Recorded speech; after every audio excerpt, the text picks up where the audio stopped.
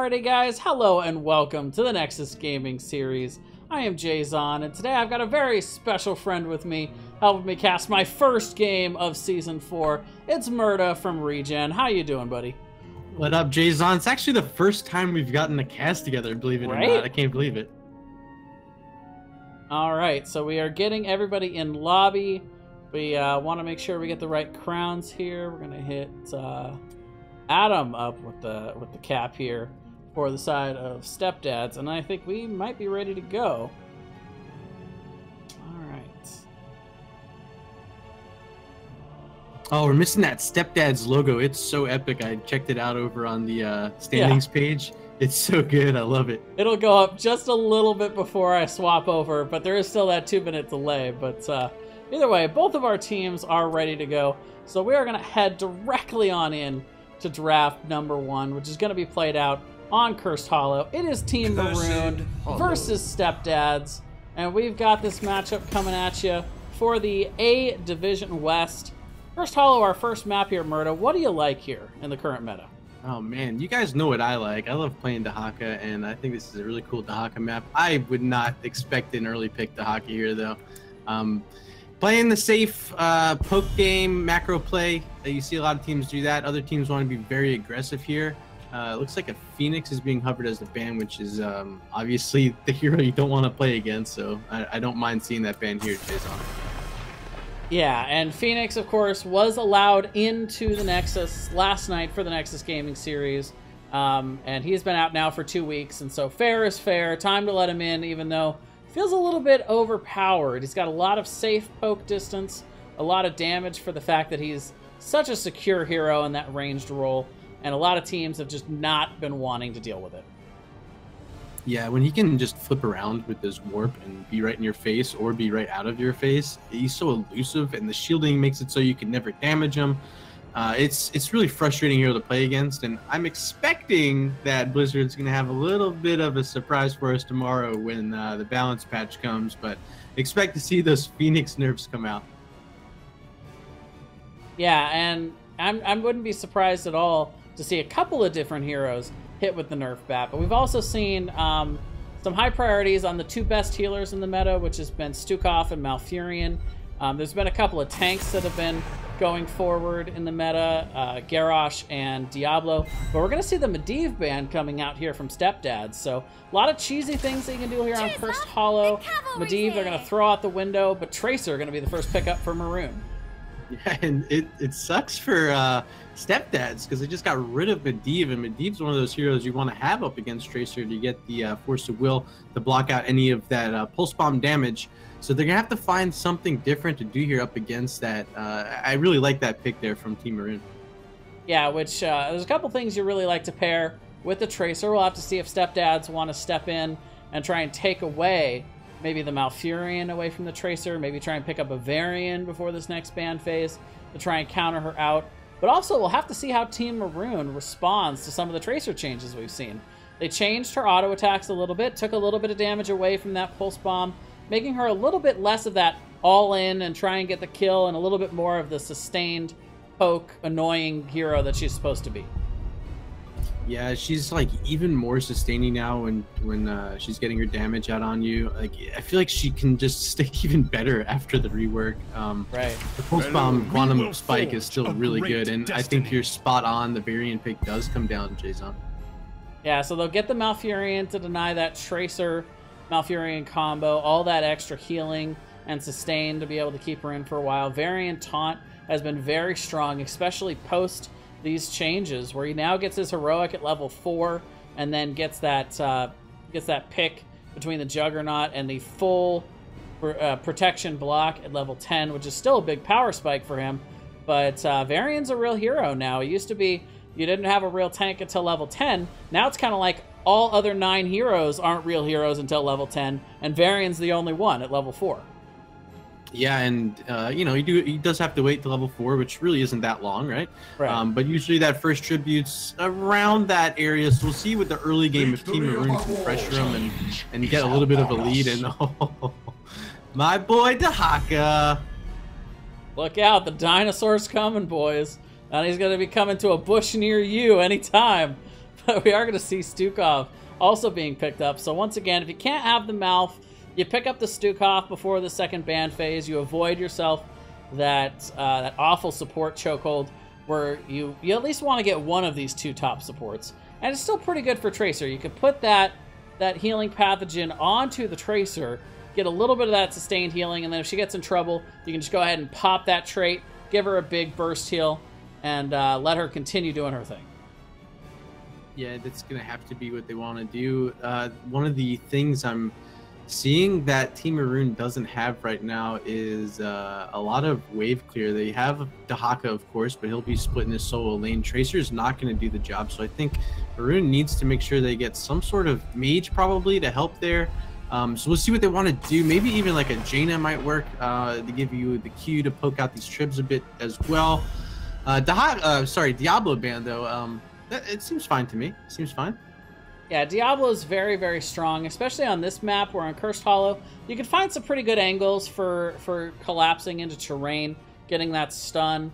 And especially, you know, when you got a Malfurion on the backside, you want to be able to be secure, stepping up, trying to get those Twilight Dreams, or just trying to be in with the tranquility with your team without having to worry about a divey tank like Diablo coming in and ruining your day. I do actually like Diablo up against Tracer because you can really pin her down, and that percentage damage is so good with the point and click. But man, what other tank would they go here? I guess you still have ETC available. You still have Muradin, who's fallen out of the meta a bit. And then, of course, everyone's been playing it recently is Garrosh, so maybe it's going to be a Garrosh play for Maroon.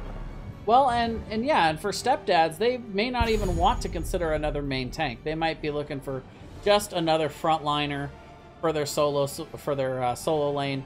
And yeah, as for Maroon, that is a good question. They've already got Dahaka, and so they go ahead and put that chokehold onto the solo laners. They take out the Sonya, who's got great camp control, great solo lane and sustain in lane. And yeah, I mean, Garrosh makes sense. You're able to displace. It allows Tracer to really be able to get advantage. Stukov also now with that more higher and higher popularity, level 13 talent with the root into the silence can really be a nice follow-up post 13 for the Garrosh throws. So I do like Garrosh here for Maroon quite a lot, but we'll have to see what StepDads wants to do as an answer to this Tracer. Yeah, they also have to figure out a way to answer Dahaka. Wow, okay. I love this, Jason. I love this. So right now, the side of StepDads getting themselves a monopoly on tanks with throwing Diablo out the window. They pick up Varian and Garrosh, which begs the question now, Varian does not have to go taunt anymore. Do we see maybe a Colossal Smash, maybe a Twins Blades, or is this still just taunt for Tracer? It could be double taunts. You got Garrosh area taunt, you got Varian single target taunt. It's going to provide a tremendous amount of lockdown onto Tracer if she ever steps forward. And then, of course, having Junkrat, they're going to have infinite amount of poke onto these tributes, which could even maybe allow them to play something like an Abathur if they want to put Abathur Hat on top of that Varian, which is really strong here. Yeah, Abathur Hat has been popularized on big tanky heroes like Johanna. And so there's no reason it couldn't work on Garrosh, no reason it couldn't be great for Varian. And like you said, it's good for helping poke out. On Cursed Hollow, it's a huge map, so you got a lot of split pressure to be able to get a lot of XP during these tributes. But we do have Greymane and Muradin coming out on the other side. So we knew Team Maroon was going to need more damage. They'll pick up Greymane, who's also very good at doing camps. Just an all-around, very well-rounded, good hero. And then Muradin here for the tank. I like these picks. If it was January 2018, I'm not a huge fan of Muradin right now. I think Greymane has also fallen off a bit. It does give them some camp access with the Greymane. Muradin kind of struggles right now. We'll see if he's the answer for Garrosh. If he lands his Q, he gets the Stormbolt to block him from throwing anyone. Oh man, it's gonna be really tough to get Greymane in on any of this past this front line of StepDads. I'm really loving what StepDads has to this point in the draft, and they still have another pick to take. Yeah, you talk about a wall to have to get through. Garrosh and Varian is about as scary as it comes trying to get in through to the back line, but we'll have to see. You know, this could still be Cursed Bullet. We could be looking for the percentage to try and take out Garrosh, and Jaina to follow it up here. So all this lockdown, all it really needed was a little bit of burst topping to be able to really seal together this comp, and they're going to answer for it with probably the most bursty hero in the game in Jaina.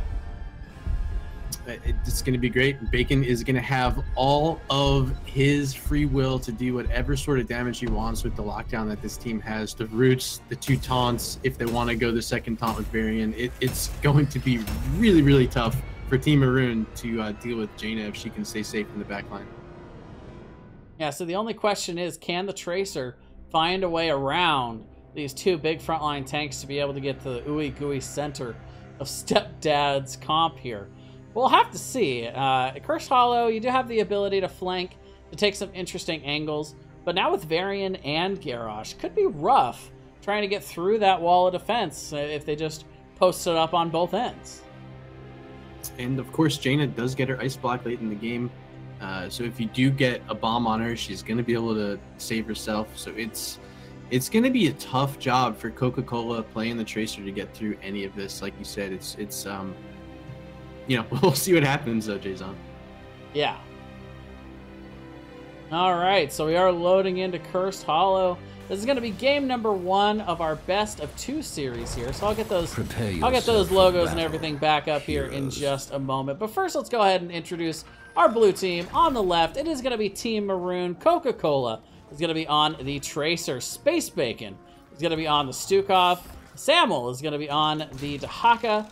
Eduardo GL is going to be on the Greymane, and Blanket is going to be on the Murray. The battle begins. And on the right-hand side tonight, we have StepDads.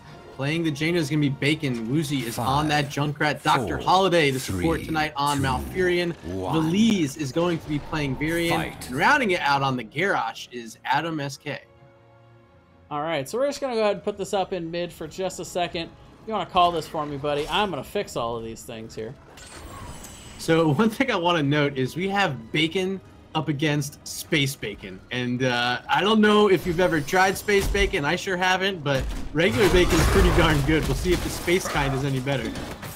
I mean, it sounds delicious. I don't know how anything could really go wrong with Space Bacon. Seems like a solid idea to me.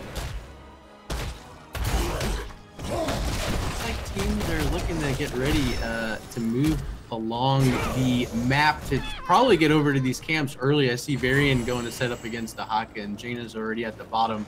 But I'd expect in 10 seconds they're going to make their moves over to these camps. Yeah, that is the typical rotation for sure here. And looks like we got all of this good to go. There we go. And so right away we do see the split out to lanes. And we're going to see Eduardo down here. Woozy's going to be rotating down. They're going to start to get the soak. The camps are up. Neither team looking to go directly to it here, Murdo. Yeah, it's kind of surprising. I'd expect to see Team Maroon maybe pick up their Siege Giants before this tribute, because we do see it is going to be spawning on the bottom side of the map. Of course, those Knights on the mid side for both teams are really strong early game. I'm surprised to not see any prioritization there. But maybe they have something in mind. It does look like Adam, SK, and Bacon are finally making a move towards one of these camps now. Yeah, no real traditional camp takers on either side. We did see the Sonya banned out during draft, so took away some of that option. But we do also see Coca-Cola kind of lurking down here at the bottom lane, maybe waiting for Junkrat to step out a little bit. They do have a lot of burst damage potential with the Greymane, but finally Coca-Cola will just go ahead and show, throw a couple of bullets down on the wave, and rotate away. I like the patience that Coca-Cola showed there on Tracer, waiting for his proper spot. I can't tell if he has his spike up. Oh, it looks like 84 stacks on my screen. Okay, so he didn't quite have his bomb ready. So maybe he knew. Like, it would have been too risky to try to make a play there on Junkrat with his concussion mine that he could have just thrown at him. Gather tribute and earn my faith. And so we do see, once again, nice camp priority here over for the side of StepDads. They're going to go ahead and quickly rotate. And with the Jaina, they do have quite a bit of damage to be able to take out that camp. And so we do see Tracer on the other side for Team Maroon grabbing the siege camp. But that's going to cause the rotation to be a little bit late from Tracer, but the positioning's pretty good here for Team Maroon on this tribute. Yeah, and of course the Haka is going to be brush stalking in whenever he's ready. But, oh man, good little flip there by Garage onto Muradin, but I don't think it's going to be nearly enough damage as you get the trib, and finally Tracer's here. Tracer gets here just in time to get taunted there by Belize, and the lockdown and zoning is good to get them the tribute. Coca-Cola staying a little bit too long, gets bursted down by Jaina and company. Blaine is also going to end up getting displaced there by that grenade from Woozy. And that's going to be 2 quick kills and the first tribute going over to StepDads. Or face my curse. Team lockdown right now. StepDads has all the control in these fights if they want to do stuff like that. You saw the taunt from Varian was pretty good as well. Let's just wait until we see the area taunt from Garrosh later on in this game. It's going to be really, really tough for her to do anything if that's how it's going to start already. Yeah, we already see the next tribute spawning. That was a very quick turnaround here. Will be the opportunity for Team Maroon to really be able to come back in and get themselves one, as it's in a very good position for them. But right now, it looks like StepDads pretty content with what they gained from that first tribute. They're going to go ahead and just let this one go, get themselves in that race to 10, even further ahead than they already were. Yeah, they had to leave Varian top to get rid of those siege giants. Took out most of the wall and one of the towers. It was just about time that they got dealt with, and Varian was their choice. Yeah, but I do like what I'm seeing so far out of Woozy. I want to highlight his play so far. He's being pretty aggressive on the Junkrat, and he's made some nice plays. You saw the concussion mine in that fight earlier, and I think we should really highlight him moving forward in these fights because he's going to be a playmaker for StepDads here. So we do see the third tribute spawning. It is going to be in a good position here for StepDads, so we can expect them to try to get themselves a trib. They are positioning very aggressively here, looking to see if they can find somebody with a little bit of a lazy rotation through here, but Greymane definitely trying to wait to see if he could figure out where StepDads are. Good discipline there coming out from Eduardo. Woozy's going to get zoned out by Tracer, though, with this play that he's making from the bot side. See if he can step back up. Blanket jumping in deep onto Jaina. She's got her Blizzard down, but Blanket is able... Oh, wait, he gets stuck in that roof by Malfurion. He's super low. There's a Pulse Bomb going to take out Malfurion. So first kill for Team Maroon there, and now it's a double kill because Jaina's going to fall as well. And somehow Blanket has been surviving through all of this. And the side of Team Maroon able to walk their way through, get the 1-for-3 exchange, and going to pick up the second tribute of the game for them. And they're going to be just 1 tribute away from getting themselves this first curse. I think that Stukov's silence was the only thing that saved Blanket in that fight. He was so close to dying. I thought he was going to be able to jump away, and then he got stuck in Malfroots. But, you know, he survived the fight. They now have 2 tributes to 1, and they're a little bit closer to level 10 than their opponents in StepDads. So, what a great fight, and I got to give it up. Mr. Space Bacon making it happen there. Now, let's talk for a moment about the damage coming out here from StepDads. You got a lot of damage from Jaina, but a lot of hers is upfront burst damage and then long cooldowns to follow. Woozy, on the other hand, also does a nice job of chunking people, but once he's thrown out those grenades, he's only got basic attack damage from there. So is that going to be enough to really be able to secure these kills reliably for StepDads? Yeah, he'll scale a bit later on in the game. He did take Taste for Explosions at level 4 to help his 2 damage, but I think you're right. Junkrat doesn't really have a ton of quick burst damage, which Jaina really likes to have, but the sustain will help. So we do see Blanket jumping in on the back line once again, getting on to Dr. Holiday. The taunt is going to come out, the root as well. They are focusing in on him, but he pops Avatar. He's going to be able to survive, but out comes the wheel, and Muradin's going to end up going down to that Riptire from Junkrat. We were going to see a nice swipe coming out, but it's not going to be enough to save Eduardo, and this time it is StepDads walking through the side of Team Maroon. They're going to be able to pick themselves up the tribute. The taunt comes down onto Tracer, and that's going to be a clean 3-for-0 here. StepDads coming back in with their ultimates and taking themselves a big team fight, and the boss to follow.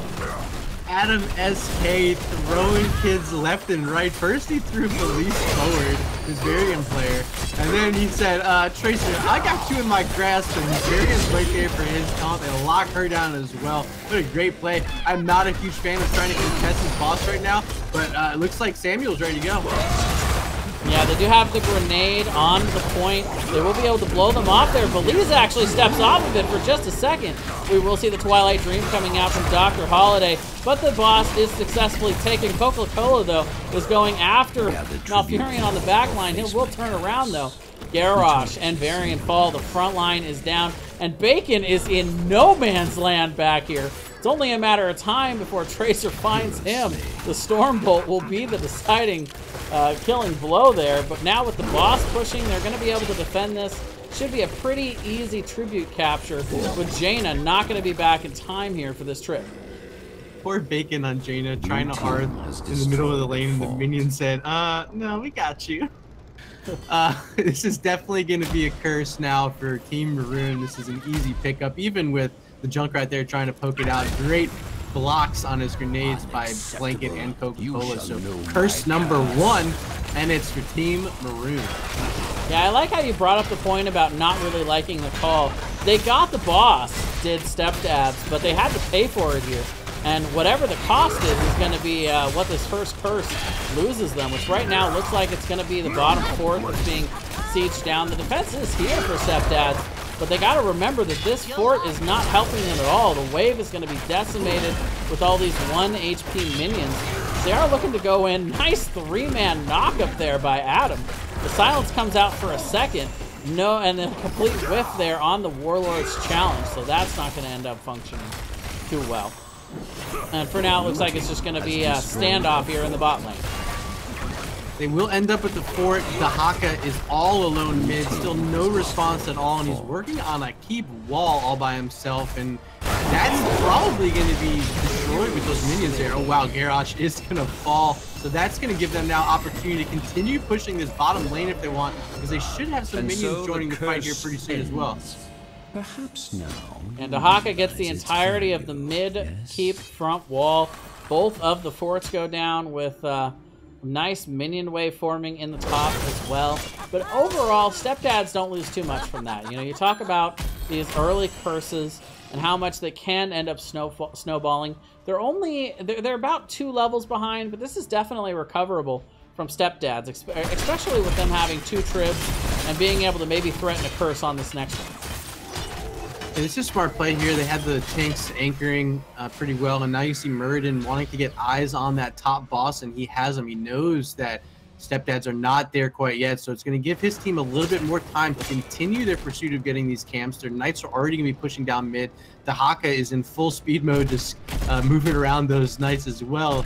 So I would actually love to see pick up the 16 and make an aggressive push onto them, either taking a fight at this mid spot or onto the boss. Meanwhile, Adam realizing that they want this engage before 16 comes in, and they are going to get it. The toss in, but now Adam is in all kinds of trouble. They collapse, and they're going to be able to blow him up. Riptire is out. He's going to find a couple of members, but only chunking them down a little bit there. As the kill goes down for Team Maroon, they're going to be able to clean up this camp in mid and should be able to easily secure the 16 now. I think they got to move up to this boss. Instead, maybe they want these giants and bot. That wave's pushed him pretty far as well.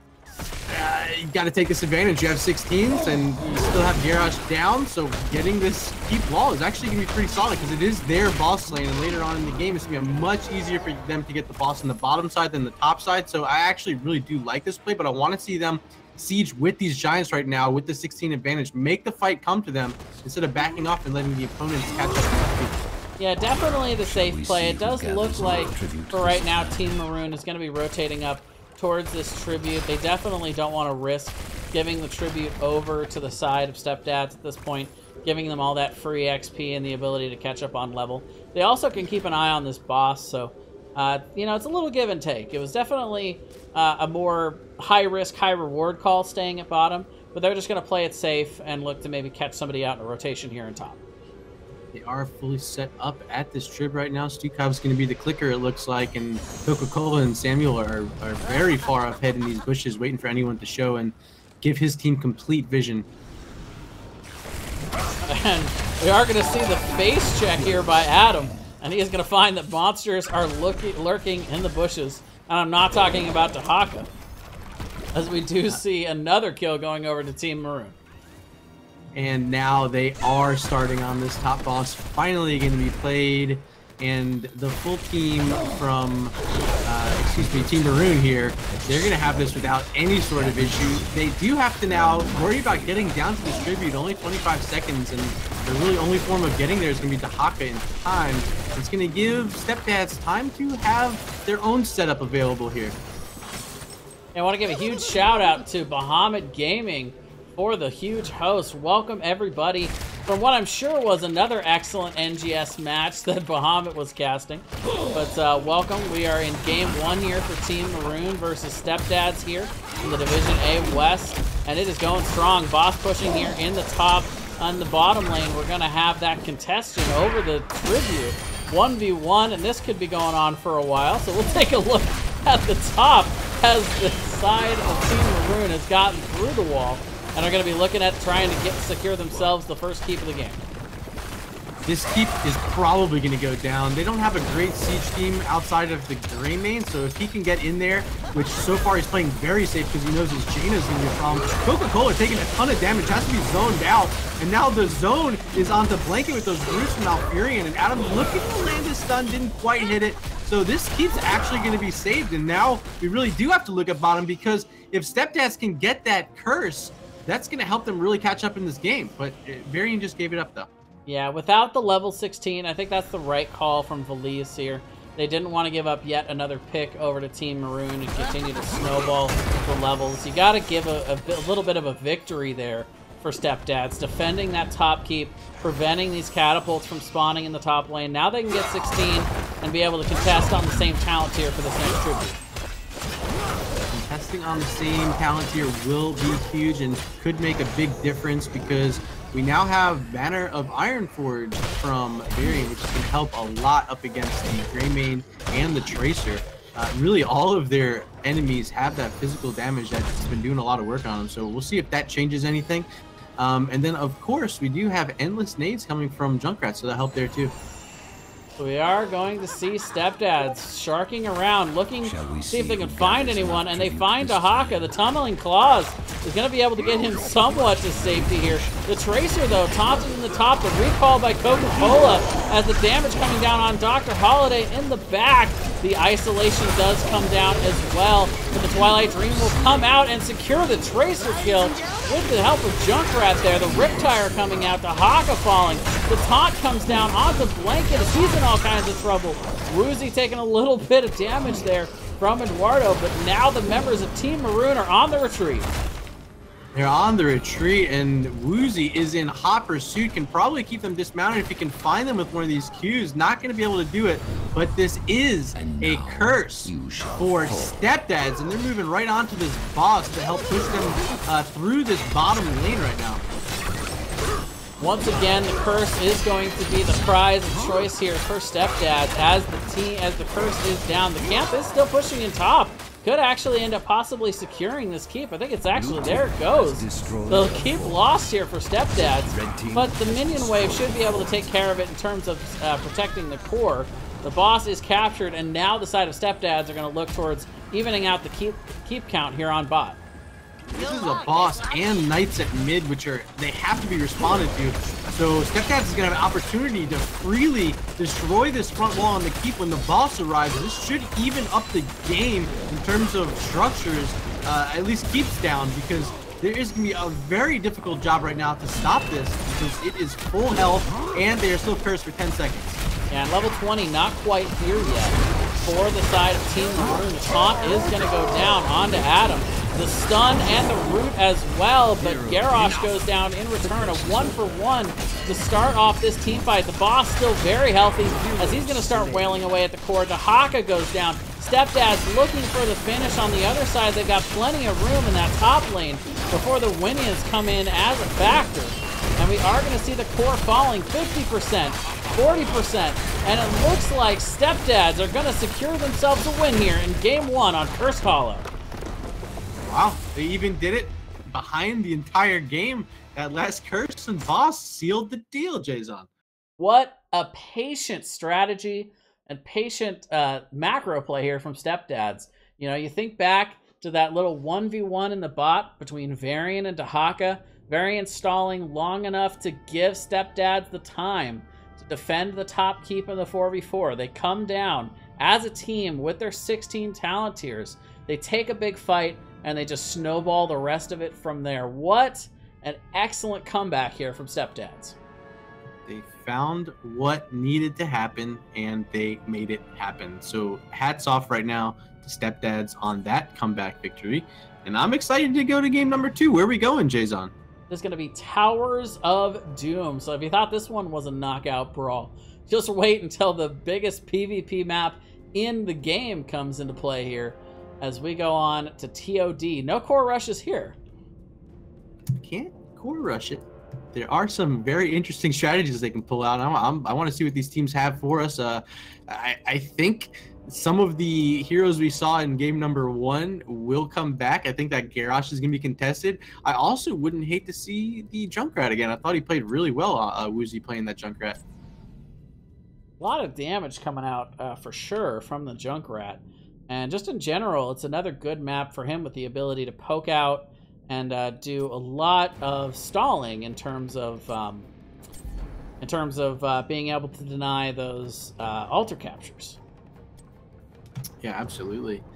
Yeah, I mean, the strategy from Team Maroon, I don't think they can play the same thing. The Dahaka play might not be what they want to go for here. They definitely, I don't think, wanted to be on Muradin at all that game. And maybe in the end, that's what ended up costing them game number 1. So I'd expect to see a bit of change up at their tank position here in game number 2. All right, so let's get our teams in here.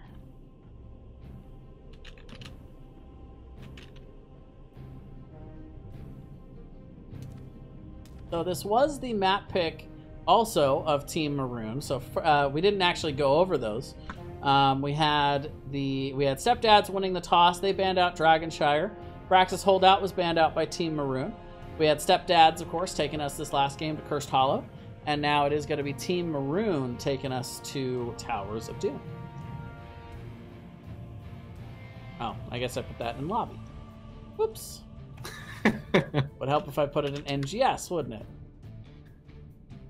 Oh, you actually have to type lobby each time, though, or else it does that. Oh. Like, doesn't make it a hyperlink for some reason. We're learning things today, chat. We're learning things.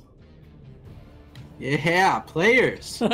And look at them just flood in too. It's like I got that bell and I'm ringing for dinner or something.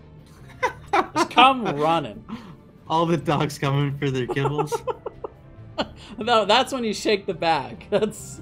I think you shake the bag and then you hear the nails scratching against the floor from the other room. You know. Oh yeah. They're coming. Is there any better feeling in the world than when you hear those paws just ripping across the floor? All right. Make sure we got the hats on the right. I think we have guys. Maroon on the right this time.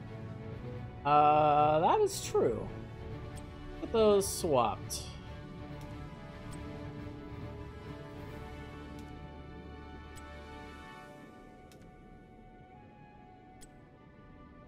Seventh Ace in chat. I appreciate you throwing a link down to my page. If you guys want to follow me as well, I'd really appreciate it. I have 2 casts coming up on Thursday. It's going to be Guys Gems versus Team Awesome Sauce, and following that is Guys Gems versus Arrogant Nephilim. So if you want to see Guys Gems, come check it out on Thursday, starting at 11 p.m. Eastern, 8 p.m. Pacific. Yeah, Guys Gems with an impressive performance last season in Div C, and I believe they're back in Div C once again this season. Yep. They participated in my Regen Invitational, and they had the honor of knocking my team out of our own event. Well, there you go.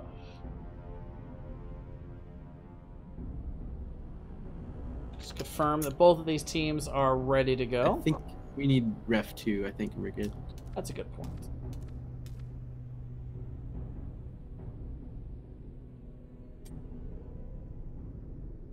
All right. Wait.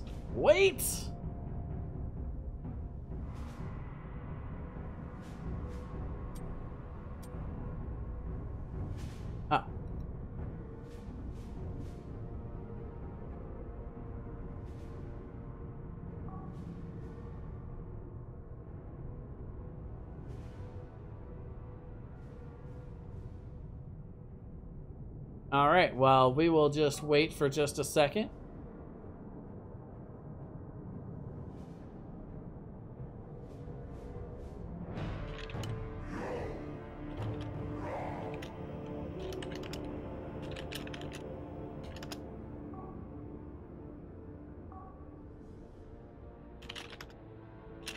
All right, so it looks like the side of StepDads might need to pull in a sub. So All right. that is okay. We haven't started the draft yet. I know you had a little drama with this last night. The StepDads are bringing in the real dad, maybe. To the... I just watched that movie. Daddy's home! Daddy's home. I just watched that movie the other day, StepDads 2, with Will Ferrell and who's the other guy in that? Marky Mark, right? And I thought it was pretty funny. I enjoyed it. I saw the first one. I was like, yeah, I'll check out the second one too. This one was more holiday themed, though. Yeah.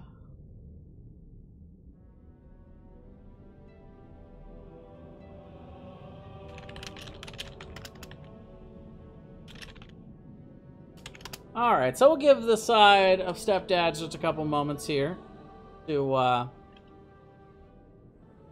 yeah, they have their sub coming in, so should be just a couple moments. Yeah, I think I actually also have a couple more matches coming up. I know I'm casted for you guys on Sunday. That should be a pretty good matchup. Oh, me? Yeah. I was like, wait a minute. He's talking to like, me. Yeah, wait a minute. I totally forgot. That's our Sunday matchup. Yeah. I'm super excited for that one. I think it's UCF are playing on Sunday, right? Yeah, I'm actually just going to bring up the casting schedule because my schedule is too busy to keep track of all this, really. Yeah, I got Dark Wolf Memoriam versus Team No Damage out of the D division on Thursday night at 8:30, so that should be a lot of fun. I want to see what the actual damage numbers are from Team No Damage. That should be... what are they going to run all tanks? Is that the plan? Like, all supports, all tanks. Yeah. And maybe one specialist, but no assassins. And then, yes, I have you guys versus UCF Death Knights. That'll be 3:30 on Sunday. I'm really excited to play those guys. They are a dorm team. They actually made it to the round of 32 in this season of the dorm finals. Getting to talk to Jackster a bit, their captain. They're really excited to be a part of NGS, and I think we're pretty glad to have them. All right, so on we go here to game number 2. Ragnarok, man, thank you for the follow. Welcome to the stream. And in we go to Towers of Doom here for game number 2. Team Maroon looking to pull this thing to a draw versus StepDads. And first pick, first ban, going to be going over to StepDads here. What do you like on Towers of Doom right now, Murdo? I think Chromie has a place here. She has a few spots where she can do some insane stuff in terms of poking and really disrupting channels. But that's also the same thing we saw out of StepDads in game 1 with the Junkrat, so maybe that's their hero of choice for that style of play. I do believe we will see that Garrosh again in the form of a banner pick here. He's just so strong right now, and he was played pretty well by Adam SK. And yes, 7th. This is actually my first cast with the NGS seal in the background. It's, you know, right up here, right this thing. I want to thank NGS for honoring me with that this last season, and ARC for having it made. The thing is awesome. But yeah, anyway, back into the draft here. A couple seconds left for StepDads. What do they want to take off the board? It is going to be the Maiev, so they're going to be looking to force the Phoenix ban coming out from Team Maroon and maybe get themselves that Hanzo, maybe a priority on the healer. Going to get themselves something sweet here for the first pick. Yeah, I think like in game 1, this is definitely going to be the Phoenix ban. They don't want to play against that hero. He's like I said before, way too strong right now. Which is really going to give StepDads a wide open hero pool here, and it will be very telling what their first pick is to see what type of composition they want to run. But I would not hate if we saw that Garrosh in the first pick slot. Yeah, so down goes the Phoenix, and so There's just so many options right now in the game. There's at least 5 or 6 heroes that are just very, very strong in the meta.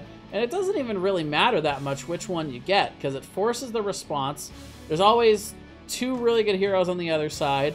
There's always 2 more good heroes, and the first half of the draft is just kind of broken. Yeah, absolutely. The meta picks are being picked so frequently that you can really predict where teams want to go.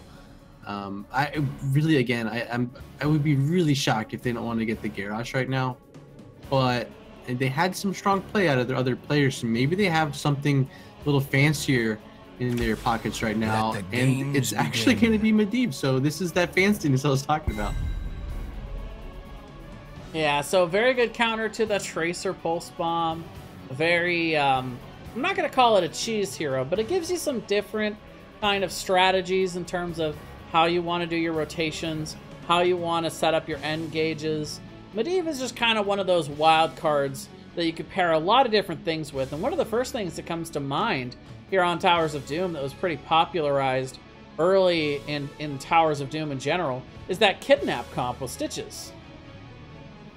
Yeah, Kidnap comp's actually really strong here, especially if you can throw them out in the kill zone here on Towers of Doom. That would be very interesting and a little off meta, but it could be effective if they want to go that route. But Medivh's just so strong right now that at the high levels of play, he's being banned or picked so frequently with his area force of will that does so much protection for his team. So I'm a huge fan of having him, especially on this map, which will help them invade in on those sapper camps and other cool spots like that. But yeah, I'm thrilled to have Medivh and Garrosh and Malfurion on the other side. These are just direct counters to what they don't want to play against. They saw it last game. Yeah, and we see not only is that a good denial pick from StepDads, but also it kind of shuts down your ability to run the Tracer. You look at Malfurion, Garrosh now off the table, so it's just to say Garrosh already on the table as a nice counter to the Tracer. So it's going to discourage StepDads from going in that direction. They're going to go ahead and pick the Stukov in response to the mouth pick and get themselves a Junkrat. So we saw that work out pretty well from them last game. They're going to go ahead and try that out one more time here on Towers.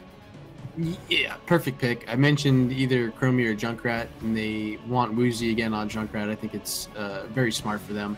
He did such a great job in game number 1. And here I think it's even a stronger pick. There's so many opportunities for him to make plays. So huge fan of putting Woozy back on Junkrat here. And between Medivh and Stukov, it's a lot of sustain here for StepDads. It's going to be very difficult to find those kills.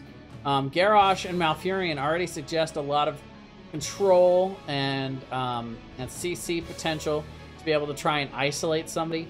We'll have to see what the follow-up is from Team Maroon, because they're going to need some sustain to be able to get through all this damage, but also they can't wait too long because Stukov can do some nice burst healing if he gets it in the right position.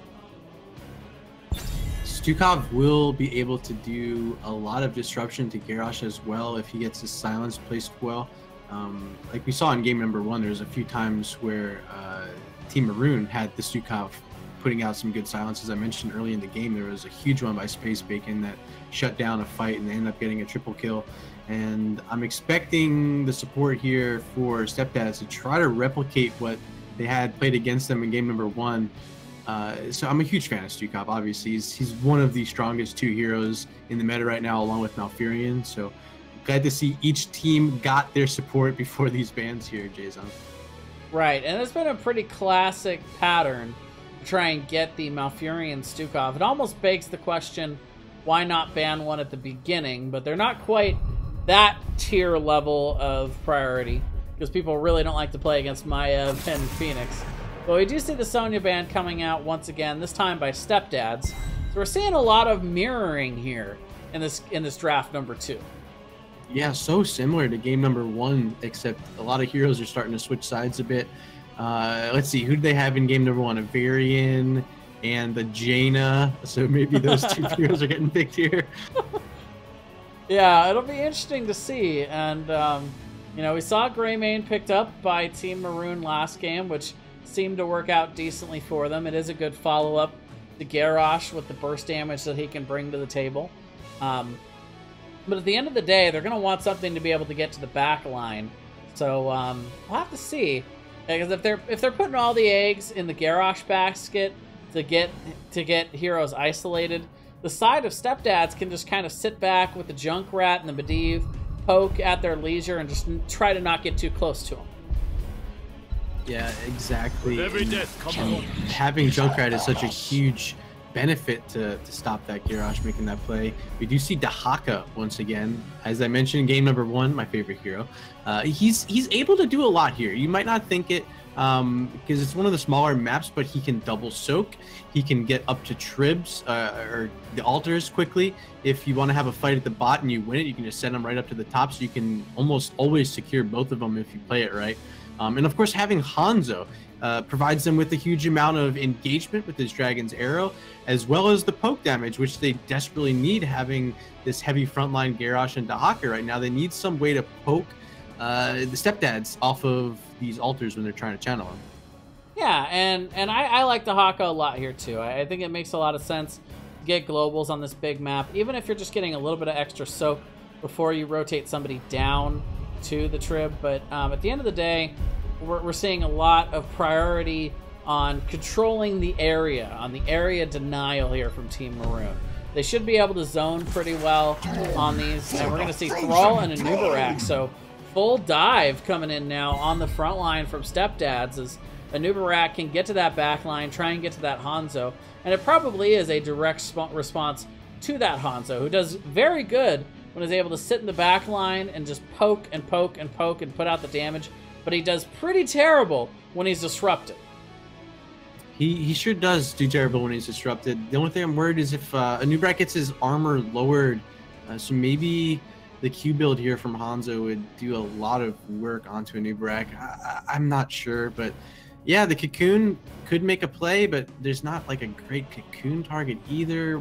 Maybe Malfurion, I guess. We'll see. Anub's a very interesting pick, and so is Thrall. I assume it's going to be the Crash Lightning, but you never know. You never know. Yeah, it was nerfed a little bit, so it's not quite the automatic pick that it used to be at level 1, but it's still very strong. I still think it's one of his strongest talents, but we'll see. For Team Maroon, this last pick could maybe Jaina, or it is going to be Li Ming, so they needed some solid burst damage. And again, you know, for Team Maroon, the Garrosh combo here, they're looking to isolate one target, get the blow up, and now with this Li Ming pick, they're looking to turn that into resets. It's also a very good counter to the Anubarak Cocoon with that Disintegrate, so could be something we see there. But it is countered a little bit by the Medivh. The burst damage going onto one target, you put up the Force of Will, and even though Li Ming's cooldowns are pretty low, it's still going to deny a lot of damage from her. You took all the words right out of my mouth, Jason. I'm sorry, I didn't mean to. I think Li Ming is a really good pick, but again, up against Medivh and Anubarak, I don't know, it's a little interesting. A lot of those orbs might get blocked by some beetles, but she does counter the Cocoon, so yeah, it's a weird little mix of two heroes there. Right, and it's always that weird dance with Anubarak and Li Ming, because she's good at countering the web wrap, but he's good at countering her abilities with the beetles. So it's kind of, and all the spell armor on the front line. Yep. But we'll see which of these two strategies. I can see the strategies on both sides. I think it's going to come down to who can control the end gauges here for this matchup. Battle, heroes. So we are loaded in here for game number 2 onto Towers of Doom. On the left, it is going to be Team Maroon looking to bring this to a 1-1 draw here in game number 2.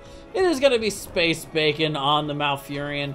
Blanket is going to be on the Garrosh. Samuel is going to be on the Dahaka. Coca-Cola is going to be on the Hanzo. And Eduardo GL is going to be on the Li Ming. On the right-hand side, we have Bacon playing Medivh in this game. Adam SK, the tank, going to be on Anubarak. Stukov going to be played by Dr. Holiday. Thrall's going to be played by Honk Hunter 08. That's the sub in this game. And playing Junkrat once again is Woozy. And that is weird. I don't have a name on the Medivh. Odd UI problem. I wonder if when he comes down out of Raven form, if he's going to have his name up there. But either way, we'll get these talents up for you. There is Bacon. By the way, Bacon versus Space Bacon. Did I not notice that the last game? How did I not notice that, Murdo? I mentioned it to you in game I 1. know. I said it's space bacon. It's like, I think that's really funny that these guys actually are the bacon battle. The bacon battle is real. Nice, nice concussion grenade there from Woozy, dodging the tongue. Interesting solo lane matchup in the top. Don't see a whole lot of Dahaka versus Junkrat in the solo lane. You don't see it often, but if you're Dahaka, you hate to see it because Woozy's going to have all sorts of room to play and disrupt Dahaka in what he wants to do. He's going to be able to actually poke him off the lanes if he doesn't get tongued like that. But yeah, I'm not upset with having Junkrat up there. I think it's a smart play for StepDads. Yeah, so right away we are going to see the 4-man rotates coming in. We're going to see possibly an early camp grab here by StepDads. Once again, a little bit of higher priority from StepDads on the early camps. So we'll have to see what the response is from Team Maroon. They were a little bit slower on the camp priority in game number 1. But that's Cursed Hollow. This one's a little bit different where you only got these 3 sapper camps. They can be easily cleared in lane and it doesn't really do too much, especially in the early game. Yeah, early game sappers though will allow their cooldown to start even sooner. So yeah, if they can siege behind these, make them hit the wall, it's going to disrupt maybe a little bit. But I do love to see the prioritization on this bot lane from both teams. I think this is the way to play the map. And so far, I think it's a bit in favor of StepDads in terms of the wave clear down here. And having these sappers as well is definitely going to help them in terms of getting damage onto this front wall. So we'll see if Team Maroon can do anything to stop these. So far, it's going to be a lot of Garrosh up front trying to disrupt it. And finally, Hanzo's here to say, no, sappers, we got these. Yeah, and Space Bacon doing a very nice job showing us why the combo of Garrosh and Malfurion is so strong. He's keeping that Q on him. That armor is helping reduce some of the damage, and then just constant moonfires. Able to keep him nice and topped off there as they clean up the sappers. And now we're going to quickly rotate back and grab their own sappers here.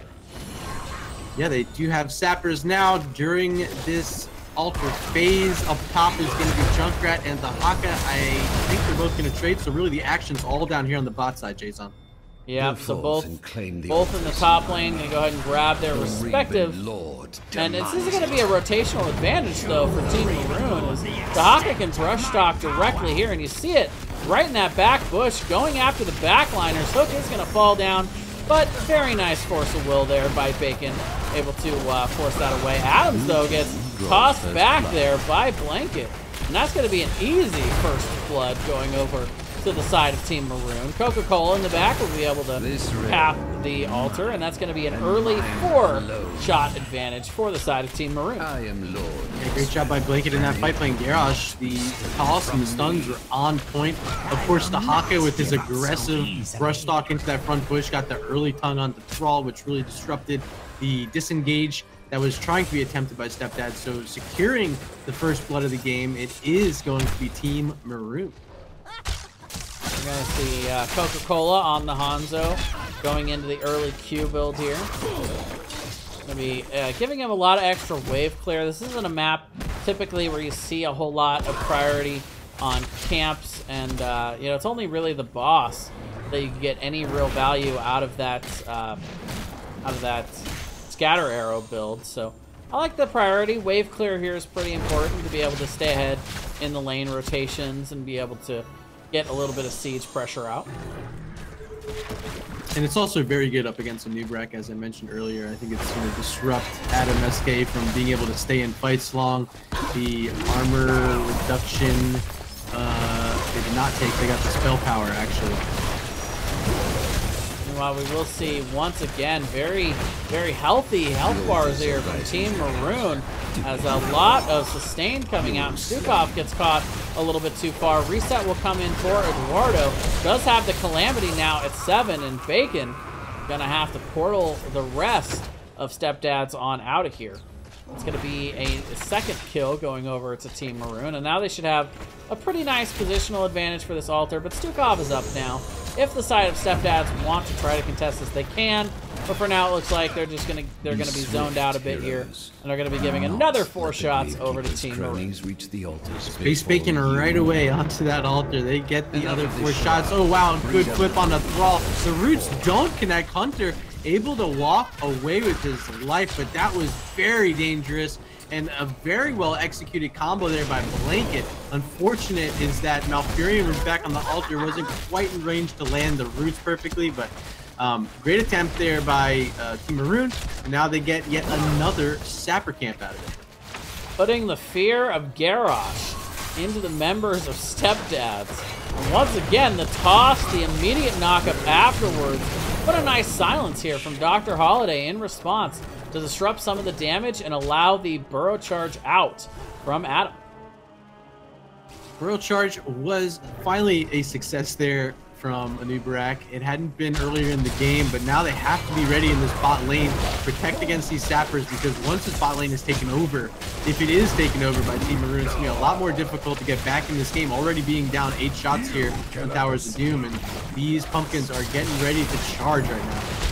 They're getting very close. We'll have to see if Dr. Holiday wants to try and burn that silence at all to try and keep them out, but the toss in actually to be able to throw it in with that, I believe that's the level 7 talent, yeah, into the fray. Throws that in, instant explosion, and now they've got this about halfway down on this bell tower. And they're going to look to rotate up towards these. Level 10 is just about in here as well for Team Maroon, so nice advantage as this altar phase comes out. And it looks like Blanket's ready to be aggressive. They are scouted, though, by Junkrat and his trap there. But they have level 10s. There's not much to be afraid of here. But you do have to remember, this is Junkrat, and he can poke this endlessly if Garrosh can't get up front and disrupt him from doing what he wants here. Space Bacon instantly starting the cap. We'll back up a little bit as Honk Hunter comes up and has a couple of abilities as well to try and zone out here. We'll get the chain out, but now we do see Woozy able to poke over the wall. The portal is out as well as Adam looking to maybe flank here. They are constantly getting a little bit of soak passively here in the mid, trying to get close to that level 10. Bacon constantly poking in as well as he's now up to 37 stacks on that Master's Touch. And we are going to see eventually the side of Team Maroon backing up for the moment. Bacon gonna get in here, and that scatter arrow not quite finding the mark there by Coca-Cola. So we will see StepDads able to cap their altar, and that is a very, very favorable trade here for StepDads, being down that level 10 the entire time. I got to give it up to Woozy. He stayed safe inside his own fort range at the mid and was able to poke out Space Bacon, I think 3 or 4 times, channeling that altar. That's exactly why they wanted to draft Junkrat on this map, and there, ladies and gentlemen, you saw it executed to perfection. Down heroic talents are able to stall that out just long enough. Now they have them ready to go, and here's going to be possibly our first real fight of the game at bot if they want to take this. Yeah, level 10s are in. Most of the heroics, especially over on the side of Team Maroon, are what you would expect. We do have the Disintegrate to counter out the Cocoon over on the side of StepDads. Polybomb coming out here, so no Leyline Seal. Not really looking for any kind of major wombo combo, just trying to get a little bit of extra CC out with the Polybomb. It is going to be massive shove from Stukov, Riptire, and Sunder coming out here as well. So they're going to be looking to get some nice CC disruption when they try to engage. Maybe the Sunder in response to Garrosh being able to isolate somebody. Yeah, absolutely. I think Sunder is the engagement tool that this team needs. Having that Riptire from Junkrat and the Cocoon, they don't really have a huge form of engagement outside of just jumping on top of them with a portal. So I'm a fan of having it. I do think it definitely gives value on this map for sure. Yeah, I'm going to say for sure. Currently, Team Maroon has an 8-point lead on the core. We do have one altar spawning here in the bot. Not necessarily a must-have here for StepDads, but they're going in strong. They get the Sunder out along with the Polybomb, but look at the turnaround here from Team Maroon. A huge Twilight Dream coming out from Space Bacon. The toss in and taunt onto Adam. We will see the Riptire coming out though, getting a lot of damage onto Blanket, and Garrosh is going to be the first to fall in this scrimmage. As we see right now, Eduardo very low, having to back up Adam's also very low as well. The orb not quite finding the mark as Samuel looking maybe to try and get himself a drag. The portal goes in. A little bit of portal hopping here, but the root comes down onto Hawk Hunter. But for now, Bacon is looking to cap this, and it looks like StepDads are going to get themselves 4 shots. Now, once again, a fight down in talents, and they win it. StepDads really showing the might of their composition, really with Medivh. He was able to save a lot in that fight with his Force of Will. Adam's SK was so low on a Nubarak, and he didn't die. They ended up picking up the kill on the Garrosh. So outstanding discipline and patience there from StepDads to win that altar phase there. We'll bring them within 4 here on the core shots, and this is shaping out to be a pretty good matchup here. We saw that game 1 kind of go back and forth. Team Maroon was a little bit ahead the whole time, but now they've got a little bit of a lead in this one. Nothing that StepDads can't come back from. We did see a huge comeback in game number 1, so we'll have to see if that becomes the pattern in this matchup. Meanwhile, Polybomb coming down onto Dahaka.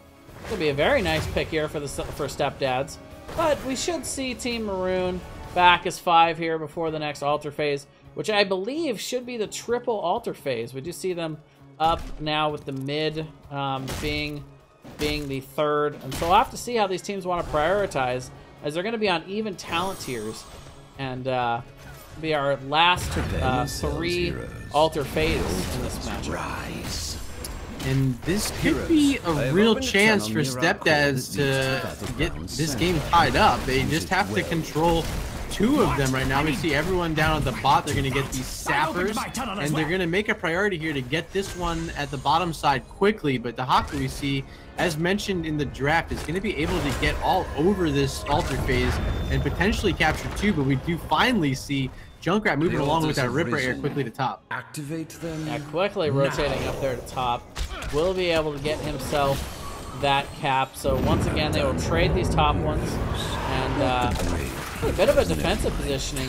Early arrow coming out onto Adam, but they do get the engage, and the Sunder is not enough to save him here. The web wrap comes out, but instantly taken out by Eduardo with that disintegrate. Blanket very low. Woozy trying to poke from the back. We will see the Riptire coming out. It finds Blaine, but he survives with about 100 health. Hawk Hunter there, though, to finish him off. The resets are in for Eduardo, and he's looking to continue to get the resets with Calamity. Gets another couple kills. Woozy, though, not quite able to finish off the kill. Eduardo popping off here, and that is going to be a 3-for-5 exchange.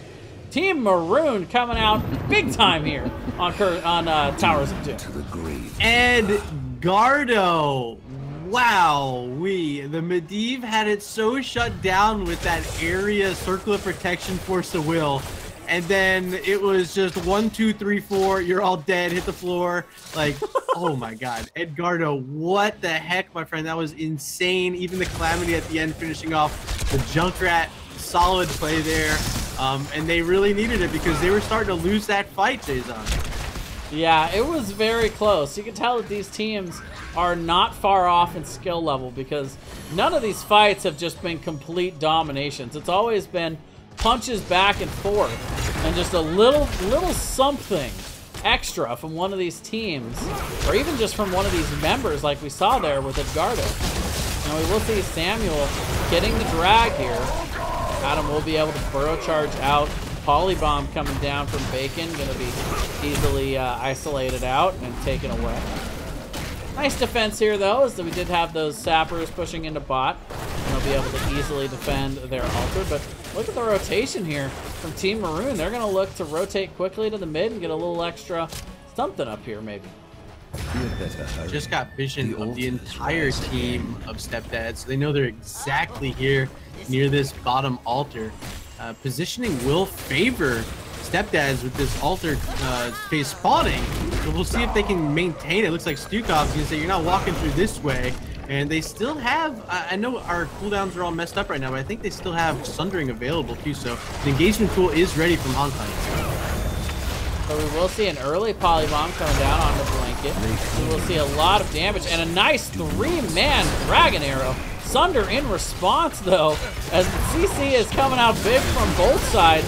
but it is definitely a huge health advantage here for StepDads, as so much sustain coming out here from Bacon and Dr. Holiday.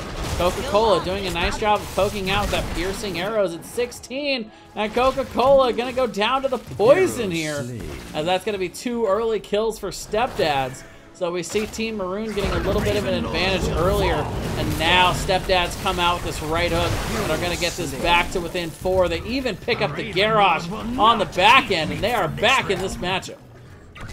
And they're walking right up to the boss right now. I maybe would have liked to see getting this bottom fort down, but I guess the 4 shots will give them a lead, and they want to make sure that the other team is not getting this boss down. So yeah, fine play here, and it will give StepDads their first lead of this game.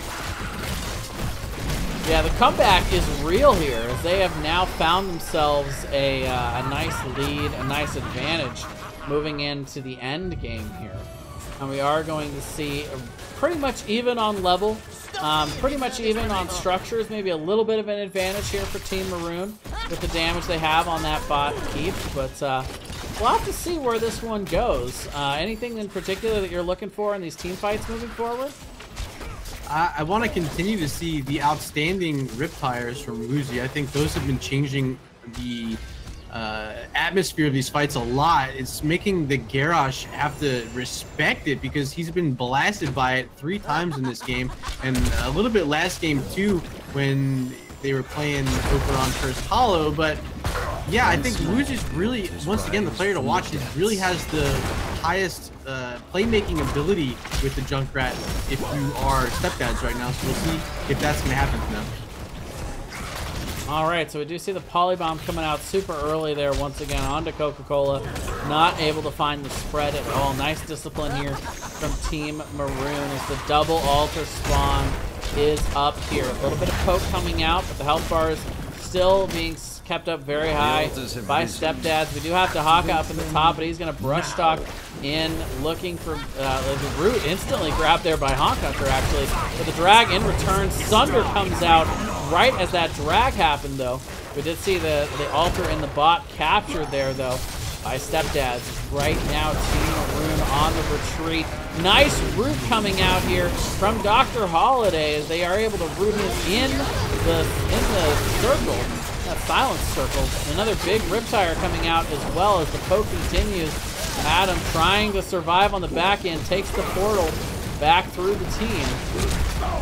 Adam getting very low here. Eduardo looking for that one reset, can't quite find it, as we do see the Force of Will coming out, completely negating all the damage from Twilight Dream from Space Bacon there.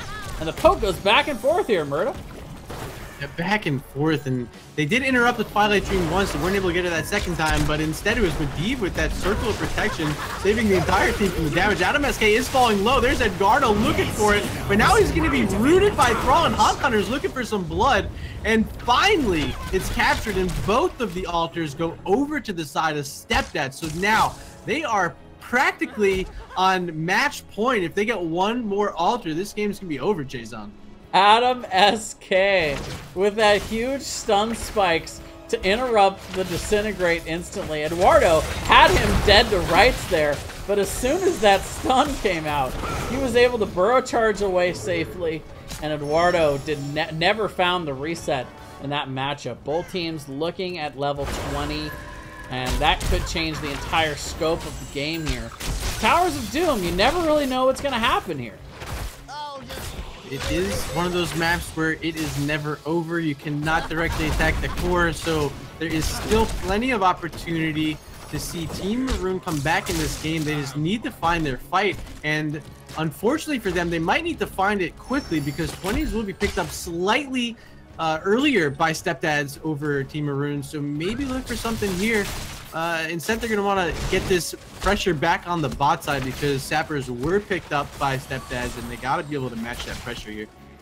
Yeah, it's worth noting that if Team Maroon is able to find themselves a bell tower, then that will not be match point here for StepDads. But right now, you see the rotation from StepDads to bot. They're not wanting to let that scenario happen. So they will defend out the bottom bell tower. 10 seconds, moment of truth, backs against the walls for Team Maroon. Let's see if they can keep themselves in the game here.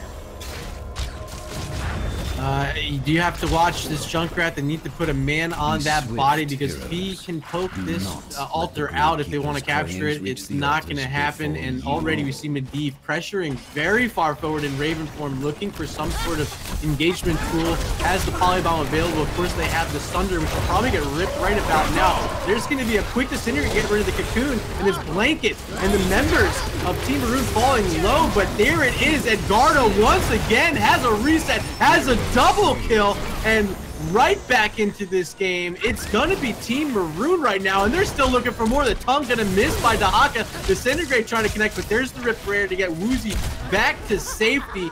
This altar will go over to Team Maroon, and Jason, they are still in this game. Do or die for Team Maroon, and they come up big with a big team fight there. They got the resets for Edgardo, and they are able to now march up here, get this boss for free, bring it to within 4 points. Caster math is strong over here for sure. And 8 should be enough. I think this next altar phase should be pretty much guaranteed to be a double altar spawn. Where is it is going to be the question. Will be revealing for us any second now on the map. The level 20s here for both teams. StepDads are going to have themselves both of these. And actually, I take it back. It's another single altar in the bot. Yeah, I would have loved to have seen Team Maroon move onto this bottom side with that 2-man advantage. Get rid of that bell tower because it's still leaving StepDads on match point. They have to be able to win the altar, and if they don't, it's game over. So putting some sort of pressure and getting rid of one of these bell towers would be huge for them. Instead, right now, it could be Hanzo in trouble. Coca-Cola is really deep, and he doesn't quite see that the entire team's here. And here comes a portal on top of him, Jason.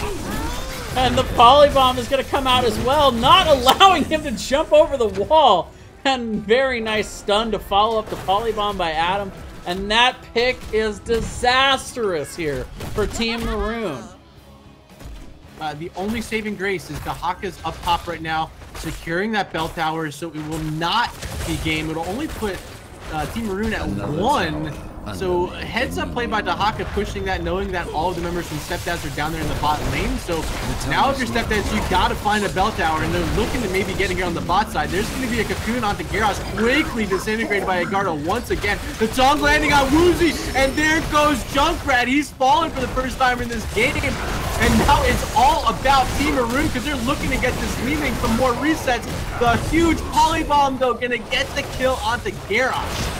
The tongue drag coming out as well. Stukov goes down. Adam very low. The Protected comes out to save him just long enough to get the Li Ming kill. Bacon in all kinds of trouble now under attack from Space Bacon. It does come down to the Bacon. No portal available for Medivh right now. If they find where he is in this bush, he's going to die. There's the portal, and he does get the safety. So swift, nifty portal moves there.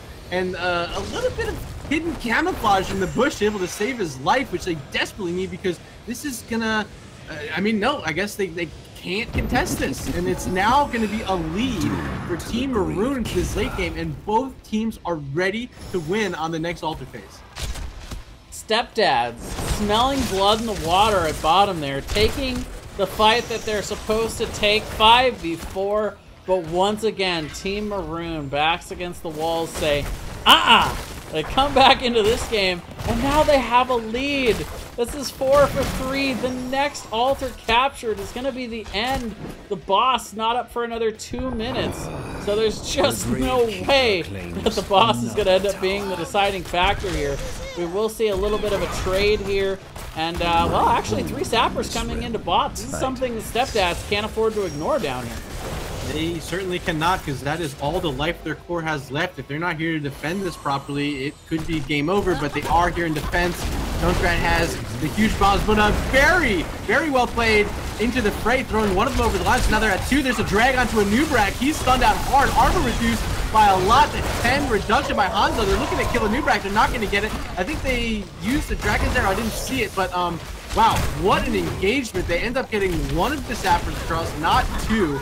And overall, a successful defense and trading out of ults there by StepDads.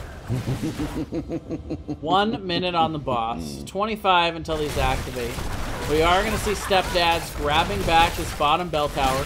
So we'll allow them 4 shots in the top here. 15 seconds. The jet up to this top lane. Both teams have all 5 active. And are you ready for the final battle here on Towers of Doom?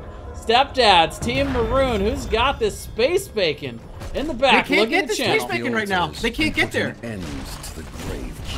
Oh my gosh, there's an aggressive burrow in. They're gonna be able to stop it, and both sides, they know if anyone clicks, it's over. So we gotta watch left, we gotta watch right now, Jason. I got it. I got both sides ready to go. We're zoomed all the way out, but we do have the silence coming down onto Adam. Space Bacon capping on the back end, and we do see Bacon looking to get back, not able to get it in time. The cap goes down, and that is going to be it. Team Maroon comes back here in game number 2 and will force the draw against StepDads. Huge plays at the end for Team Maroon, being able to come back, being up against match point from StepDads. I am very shocked to see them pull that one out. But, I mean, we saw it in game 1 from the other side. These teams are so evenly matched, and in both times it was late game performances that ended up causing the victory in the comeback fashion for both of these teams. What a matchup here. This is week 1, Murda. Week 1 of NGS Season 4. We've got all this new blood flooding into the series. And now we see the results. Very even competition in this matchup, and a very well-earned draw from both of these teams. I think we'll reach out to the captain of Team Maroon and see if we can pull in, I want to say Coca-Cola is the team captain. Take a look here. See if we can find him. Tell me what you're thinking about as the results here. And looking forward for both of these teams. I thought StepDads did a great job tonight with their Medivh and their Junkrat players. Those two heroes are very fun to play, and again, they're huge playmakers. I enjoyed watching the comeback in game 1, but doing it with the Garage and Varian up against the Tracer, you know, I think maybe it was a little bit overkill for them, but they made it work. So I don't know how I could not like it. They ended up winning the game. The Varian played pretty well, and they had the double taunt composition working. But I really think MVP for StepDads was Woozy on that Junkrat. And of course, the MVP for Team Maroon, I thought, had to be Edgardo. Playing that Li Ming in game number 2 is just so devastating, and getting those reset kills was tremendous in adding to the success for Team Maroon winning that map. All right, so it looks like Blanket about ready to get back to me here. If we party in game, we can keep the cams up, or else we can just go to NGS chat. Up to you. I think I like it this way, but yeah. I think I am gonna mute you in Discord though, so we don't have to worry about that. But can you hear me in game at least?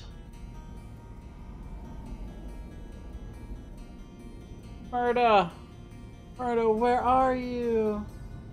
Oh no! I lost Murda!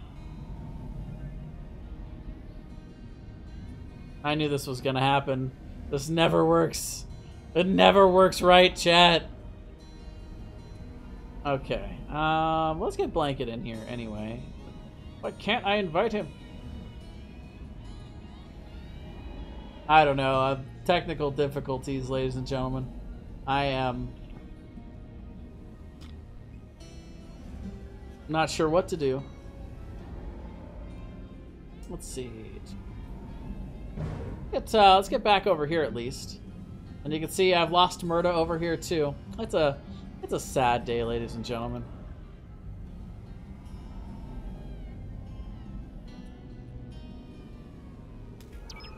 Alright, so let's try rejoining group with him again.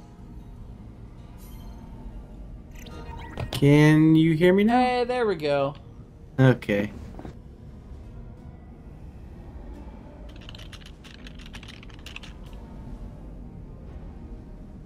Oh. Wait a minute, I thought Blanket was the captain. Who is the captain? He said... Oh. It says blanket on the website. Oh, I see. They want to send in their support instead for the interview. That'll work. That'll work. Okay. All right. So let me.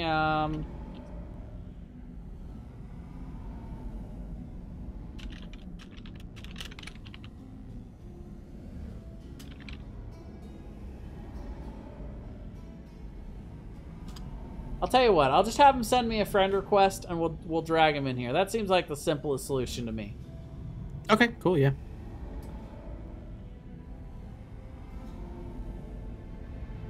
We'll play a little password to get him in here.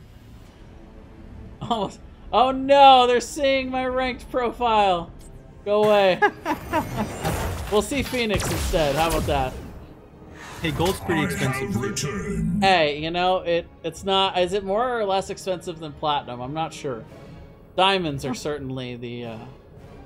Yeah, diamonds are certainly the top tier of expensive. I mean, if people are gonna see all my shit anyway, I might as well point out that I had a great run in Hero League last night. I mean, why not? Why not? I'm proud of it, right? Yeah, looks like you're putting in work. 41 wins already this season. Nice. 10 on Li Ming. Can't deny it. Shh. Well, there's secret strats.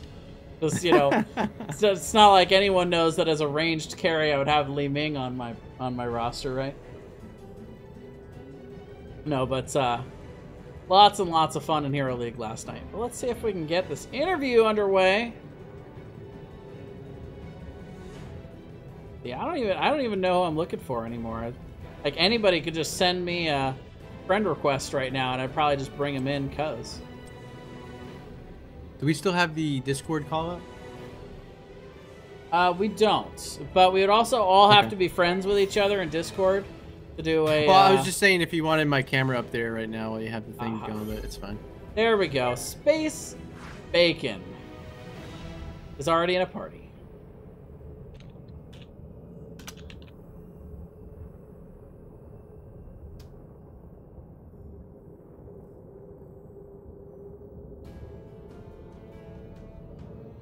All right, there we go.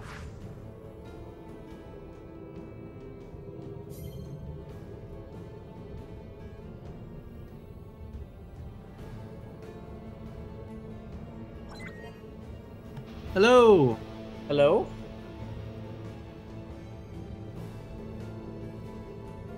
Calling all Space Bacon. Space Bacon, can you hear me?